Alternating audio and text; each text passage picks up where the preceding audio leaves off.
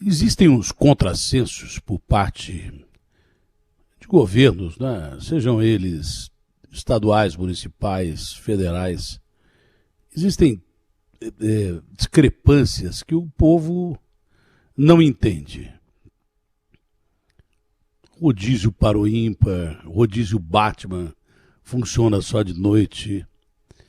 Aí tem greve da CPTM. E é mantido o rodízio pela Prefeitura de São Paulo. Como é que pode um negócio desse? O trem é uma coisa fundamental. E o trânsito deve estar complicado. Não sei porque não sair, o saber dos repórteres, mas deve estar. Metroviários, aliás, gente da CPTM fazendo greve de trem. Por quê? O de sempre. Estão há 2 anos sem aumento. Ah, Datena, você é favorável à greve de serviços essenciais? Não, claro que não, porque atrapalha a vida de muita gente.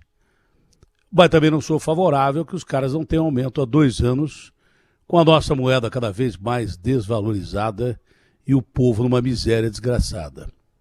Acho que podiam chamar a atenção para isso de uma outra forma, mas há o direito de greve, quem julga é o tribunal. Pega muito mal isso para o povão que precisa pegar trem, que não tem outra alternativa. E outra coisa, o emprego está tão difícil de você arrumar que, de repente, se você não chegar no emprego, o cara não quer saber se você não veio por causa de greve, de trem, de ônibus, de espaçonável. O cara manda você para a rua. Então, para você analisar uma coisa, você tem que se colocar no lugar do outro, né? Ah, vou fazer greve de trem. Como é que vai ficar o outro que vai pegar o trem para ir trabalhar? Vai se ferrar. Vai pegar o trem para ir no hospital, porque está mal. Não é só de Covid, outras doenças que tem por aí, e são muitas. Então, é claro que é melhor não fazer greve e chamar a atenção de uma outra maneira. Como a greve é um estamento burocrático que está previsto pela lei brasileira, a greve é julgada ilegal ou legal, mas não pega bem. Se puderem acabar com a greve, tudo bem. Outra coisa, usar de violência para conter greve, também não, né? Diz que uma senhora usou um tiro de bala de borracha no olho. Eu sempre fui visceralmente contra o uso da polícia, a não ser em extrema necessidade. A polícia mal paga pelo governador de São Paulo, ele acha que é a melhor polícia do mundo, mas ele paga muito mal. O policial, não só policial, servidor público também. Aliás, tem um capítulo à parte sobre isso. Eu acho que a polícia só deve intervir em último caso. E não deve usar violência, a não ser que seja atacada ou coisa parecida, que ela possa rechaçar e colocar alguém na cadeia. Mas eu não gosto de policial colocado nessa função de contenção de multidões. Porque o próprio policial que está ali, ou ele não consegue nem pegar trem porque não tem dinheiro, com esse salário miserável, ou ele não consegue comprar casa, coisa nenhuma, porque não tem dinheiro, e agora o Bolsonaro quer dar casa para a polícia militar, para os policiais militares, depois de tanto tempo. Prometeu um monte de coisa para a polícia militar, não deu quase nada até agora. E agora, quando tem eleições, vai lá e, vou dar casa para todo mundo. Resta saber se o cara vai ter condição de pagar a casa com esses salários horríveis que eles ganham. Apostaram tudo no Bolsonaro nas eleições e não houve o retorno. O policial militar sabe disso e está me ouvindo, entende bem disso. Agora é fácil o governo arrumar um imbróglio, é fácil ficar 2 anos sem pagar a cara da CPTM e, de repente, não mais que de repente, botar a polícia para conter manifestação. E a polícia que se ferra. cara não lembra do governador. A ordem para a polícia intervir tem que partir do governador. A ordem para a polícia agir é o comandante em chefe do Estado. O secretário liga e fala assim, olha, está tendo um rebu em tal lugar. Então não adianta botar no do secretário, porque é o governador quem autoriza as atitudes que devem ser tomadas num comitê de crise perante a uma crise. Agora, quem criou a crise foi o governo do Estado, que não paga os caras há 2 anos 1 centavo a mais de um salário que é derretido por uma inflação que a gente não via há muito tempo, de quase 9% acumulados ao longo do ano. Preço de tudo, gás de cozinha, comida, leite, óleo de soja, o preço de tudo sobe. O desemprego aumenta. Como é que não aumenta o salário do cabra? O dólar dispara, por consequência sobe tudo. Combustíveis sobem. Como é que não aumenta o salário do cara? Não é possível não aumentar, congelar o salário do cara em 2 anos. Você que está me ouvindo e que não é metroviário, que não é operador de trem, que não é motorista, deve saber que isso não é só para você. É para muita gente do governo. Menos os bambambãs. Os caras considerados da classe privilegiada dentro do sistema público municipal, estadual, federal. Esses não, esses estão sempre por cima. Numa boa e sempre bem abastecidos. Mas se puder acabar com essa greve, seria legal. E, repito, tem que ser apurado o incidente que aconteceu, eu acho que foi no Grajaú, com uma moça que tomou um tiro no olho de bala de borracha e pode ficar cega. E aí cai tudo em cima da polícia. É por isso que eu não gosto de polícia metida nisso.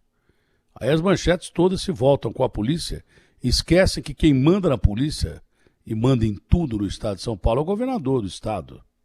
A polícia não vai lá porque quer. A polícia, quando vai numa reintegração de posse, não vai com vontade.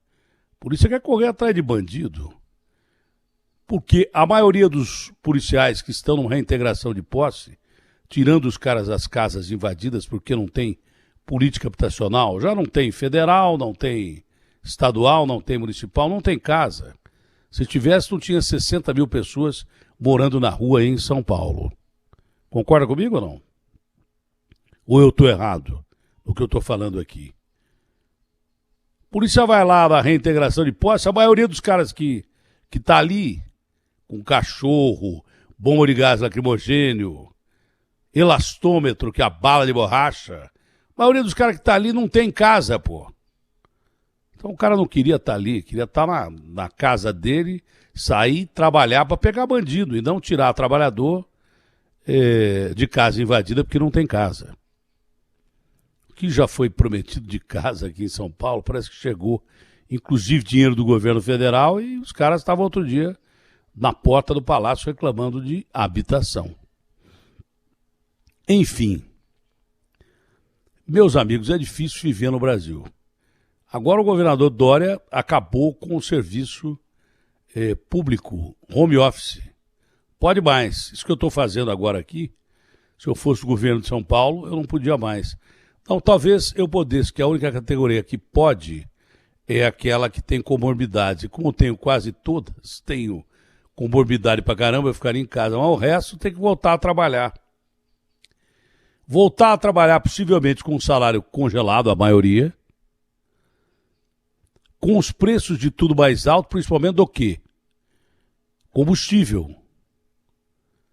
Ou senão o cara tem que pegar o trem que está parado, o metrô que está andando mais cheio de gente, com a confirmação do Edson Aparecido que há transmissão comunitária da variante Delta aqui em São Paulo. Essa variante Delta é a que está fazendo voltar os casos da Europa quase que toda e que deixa a população do mundo de sobreaviso para uma quinta onda da Covid. Mas aqui em São Paulo,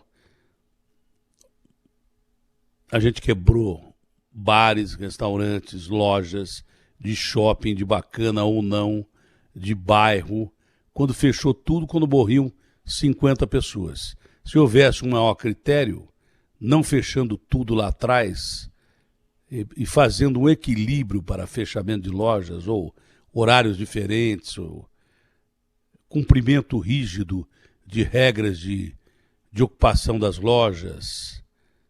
Porque senão não tem lógica. Como é que você... Não foi trocadilho, mas foi real. Como é que você começa a abrir bares e restaurantes quando tem mais de 500 pessoas morrendo por dia? Vou repetir, se São Paulo fosse um país, seria o 7º país do mundo em número de mortos. Aí quando tem 500 morrendo por dia, você deixa o restaurante funcionar até às 11, e quando havia 50 pessoas morrendo por dia, fechava tudo e não isentava em 1 centavo ninguém. Ela tinha que fechar o restaurante e continuar pagando imposto. Continuar pagando conta. Sem parar, na cacunda do cara. Quebrou a maioria. E agora os bares e restaurantes, claro que pressionaram o Dória para funcionar, porque senão quebram. E a eleição está chegando aí. Se os índices de rejeição ao governador aumentarem, nem candidato pela terceira via do partido dele ele pode ser. Então, começa a tomar, como já tomou nas eleições, no Brasil inteiro aconteceu isso, medidas de negacionismo, dizendo que o Estado deveria ficar em fase, sei lá o que, é tanta cor que tem o Estado aí, eu não sei que cor que estava o Estado de São Paulo, só não estava no alerta vermelho quando foi determinado pelo Comitê de Segurança Anti-Coronavírus que não deveria aliviar para ninguém durante as eleições, senão o troço ia se espalhar, porque já estavam subindo os casos da Europa e nos Estados Unidos, descobriu-se depois por causa de quê? Da variante inglesa. E as outras variantes já deviam estar por aí, só foi sequenciada a variante inglesa. Não deu outra, os casos começaram a voltar tudo de novo aqui em São Paulo. E agora com essa variante Delta detectada como transmissão comunitária, sai da frente. Sai da frente porque a situação é grave, é triste, é lamentável e pode começar tudo de novo. Dos países onde a vacinação está super, hiper avançada, a variante Delta está fazendo estrago. No Brasil, eu não sei como é que vai ser. Não tem regra nenhuma aqui. Cabra chegou no avião acho que foi da Qatar Airways. Não é assim que o governador fala? Chegou num avião com 320 passageiros, não sei quantos, junto com ele, vindo da Índia através do Qatar. Fez uma escala no Qatar, entrou em São Paulo sem restrição nenhuma, porque não havia restrição a voos da Índia para o Brasil. No aeroporto, ele fez um teste de PCR, no Aeroporto Internacional de Guarulhos, e ficou dando banda para todo lugar. Ficou andando para todo lugar durante 2 horas, sem saber o resultado do teste de PCR. Ele pegou um avião para o Rio de Janeiro com mais 120 passageiros, foi até Campos dos Goytacazes e depois foi detectado o teste que ele fez lá no Rio, que ele estava com a variante indiana. Com ele vieram vários operários na mesma região que desceram aqui em São Paulo, que seguiram para outro lugar ou que ficaram aqui em São Paulo. Então, é claro que a variante já está entre nós e que seria de transmissão comunitária. O doutor Boulos falou isso uma semana antes do Edson. O Edson eu entrevistei ele aqui ontem, não foi? Ontem ou anteontem, acho que foi ontem. E ele disse que ainda estava sendo determinada se a variante Delta era de transmissão comunitária, quer dizer, daqui mesmo, né? Aqui dentro. Já está se espalhando aqui dentro. Está. Dr. Boulos, que é um cientista, já tinha falado que estava e está. Então, durma-se com esse barulho, cara. Você tem uma greve e mantém o tal rodízio. Ah, porque o rodízio começa à noite e aí não tem... Claro que tem problema. Quando para trem, metrô, ônibus, tem problema. Circulação de carros deve ser liberada, diz o bom senso. O cara fica em dúvida se vai de carro ou não, aquele que tem dinheiro ainda para botar gasolina. Então, greve, normalmente você libera a circulação de veículos. Então, o rodízio é mantido. Devia ser suspenso já. Não é? E quando mais você precisa tomar cuidado com o vírus, que pode voltar tudo de novo, com essa tal variante se espalhando por aí, o que é que acontece? Volta todo mundo a trabalhar no sistema público, menos aquele que tem comorbidade. São medidas que não dá para a gente entender, que o povo não entende. Uma vai na contramão da outra. E todos esses políticos vão na contramão do povo. Por isso que nós estamos nessa pindaíba de dar dó. RB fechada com você. Opinião.